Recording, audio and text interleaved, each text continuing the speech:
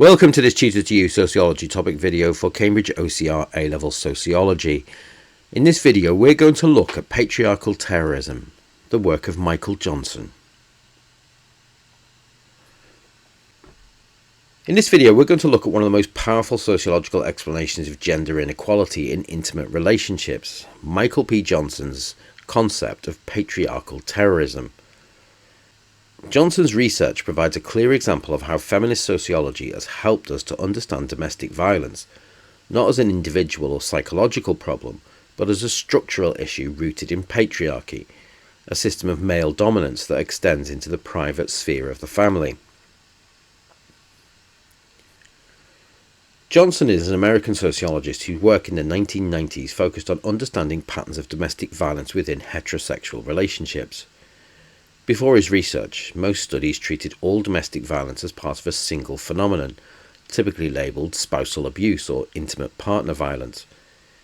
However, Johnson noticed that this approach mixed very different types of violence together, ignoring the social context and the gendered power dynamics behind them.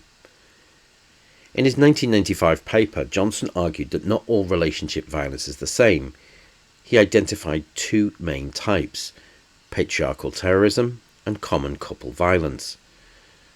This distinction was revolutionary because it revealed how some forms of domestic abuse are deeply rooted in structural gender inequality, while others are situational or mutual conflicts.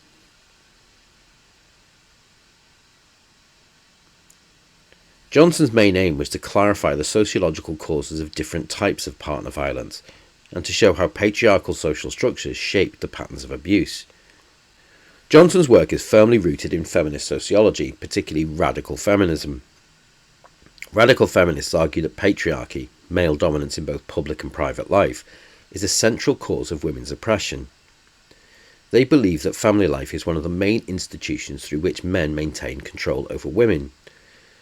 Johnson builds directly on this tradition. He argues that patriarchal terrorism is a pattern of behaviour in which men use violence, intimidation and control to assert power over their female partners. This violence is not random, it's systematic, intentional and political in nature, reflecting wider patriarchal values. As Johnson put it, patriarchal terrorism is a product of patriarchal traditions of men's right to control their women. So this is not just personal aggression, it's a social practice linked to gendered inequality and power. Johnson used a theoretical and analytical approach, drawing on qualitative case studies of domestic violence survivors, police and court data, existing feminist research on male violence and power, and interviews and reports from battered women's shelters in the United States. From these, he identified consistent patterns of coercion, threats and control that went far beyond occasional arguments. Johnson contrasted these cases with survey data on general relationship conflicts, which often showed mutual or situational violence, such as shouting, pushing or slapping during heated arguments. By comparing the two, he found that patriarchal terrorism was distinct in its motivation, pattern and consequences.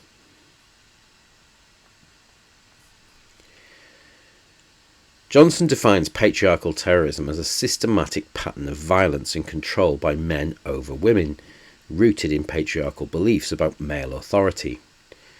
Characteristics include regular and escalating physical violence, the use of emotional abuse, economic control and isolation, threats to kill or harm the partner or children, monitoring and restricting a woman's movements or social contacts, and psychological manipulation and degradation.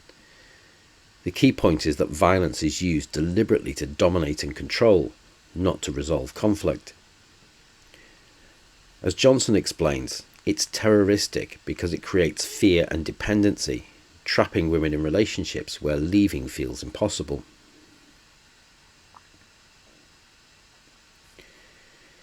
In contrast, common couple violence refers to isolated incidents of physical aggression that arise from specific arguments, not from an ongoing power dynamic. In these cases, violence may be mutual.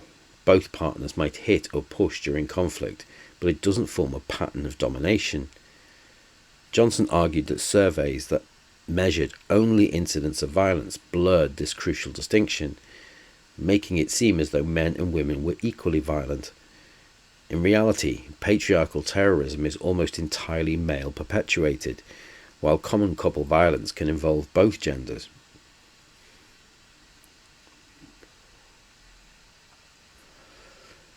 Johnson connected these patterns to the wider social system of patriarchy, a set of cultural beliefs and institutions that give men power over women. He argued that patriarchal societies legitimize male control, teaching men to see dominance as natural and women's subordination as normal. Thus, patriarchal terrorism is not an isolated personal problem, but a reflection of structural gender inequality. Johnson drew on real-life cases from shelters and court records, describing how abusers used multiple forms of control.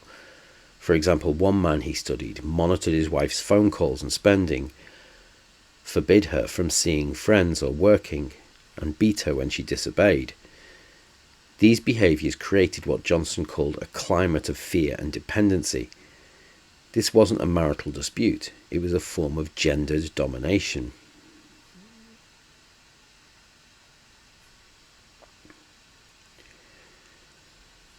Johnson's typology has had a huge impact on both sociology and criminal justice policy.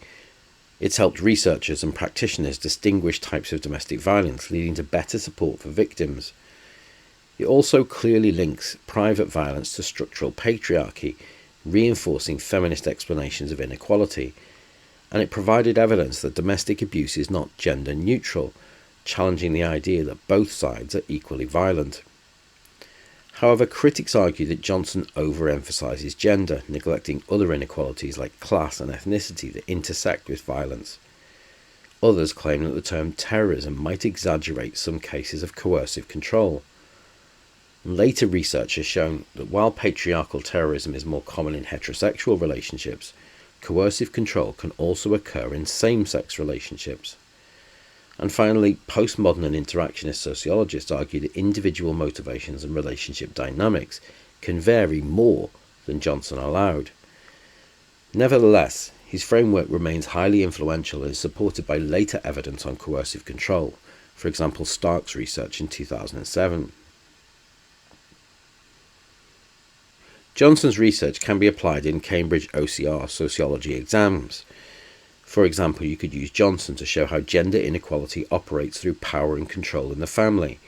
For example, Johnson distinguishes between common couple violence and patriarchal terrorism, arguing that the latter reflects structural male dominance in patriarchal societies. It can also be used to support radical feminist explanations of gender inequality and evaluate functionalist views, which often see the family as harmonious. You can also use Johnson to discuss how structural power relationships can shape intimate life, and contrast these with postmodern views that emphasize diversity and choice in society.